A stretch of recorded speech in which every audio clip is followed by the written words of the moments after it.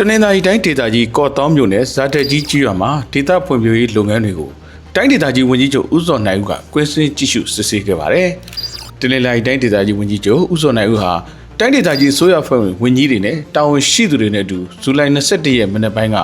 ကော့တောင်းမြို့နယ်ဇာတက်ကြီးကြီးရွာကိုတားရောက်ပြီးဒေသဖွံ့ဖြိုးရေးလုပ်ငန်းတွေကိုကွင်းဆင်းကြည့်ရှုစစ်ဆေးခဲ့ပါတယ်။ဦးစွာဝန်ကြီးချုပ်နဲ့တာဝန်ရှိသူတွေဟာနေဆက်ရေးရာဝန်ကြီးဌာနနေဆက်ဒေသနဲ့တိုင်းသားလူမျိုးများဖွံ့ဖြိုးတိုးတက်ရေးဦးစီးဌာနကတနင်္လာရီတိုင်းဒေသကြီးအစိုးရအဖွဲ့ရန်ပုံငွေနဲ့ဆောင်ရွက်နေတဲ့ဇာတက်ကြီးကျွန်းပေါ်ရေစင်းစိတ်ခံတရာပေ3000တိဆောက်ရေးလုပ်ငန်းအခြေအနေတွေကိုကြည့်ရှုစစ်ဆေးပြီးလုပ်ငန်းလိုအပ်ချက်တွေကိုလမ်းညွှန်မှာကြားခဲ့ပါတယ်။အဲဒီနောက်ဇာတက်ကြီးအခြေခံပညာအထက်တန်းကျောင်းကိုတွားရောက်ပြီးကျောင်းအကြီးဆရာဆရာမတွေနဲ့ကျောင်းသားကျောင်းသူတွေကိုတွေ့ဆုံအားပေးကပညာရေးဆိုင်ရာလိုအပ်ချက်တွေနဲ့အခက်အခဲတွေကိုမေးမြန်းခဲ့သလိုကြီးမြင့်ထောက်ပံ့ငွေတွေကိုလည်းပေးအပ်ခဲ့ပါတယ်။ဆက်လက်ပြီးဇာတက်ကြီးကျောင်းတိုက်ဆရာတော်ကြီးထံတွားရောက်ဖူးမြော်ပြီးတော့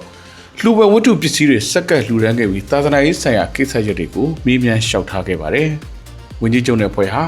စလုံတိုင်းသားတက်ကြီးပိုးပွားတွေနဲ့ဒေသခံတာဝန်ရှိသူတွေကိုလည်းတွေ့ဆုံအားပေးစကားပြောကြားခဲ့ပြီးစားတောက်ကုန်ပစ္စည်းတွေနဲ့ထောက်ပံ့ငွေတွေကိုလည်းပေးအပ်ခဲ့ပါသေးတယ်။ခီးစဉ်ဆုံးမှာတော့ဇာတက်ကြီးကျေးရွာရှိအန်ဝါပြကန်းဆောင်တွေပြသထားတဲ့စလုံတိုင်းသားတွေရဲ့ရိုးရာနေထိုင်မှုပုံစံ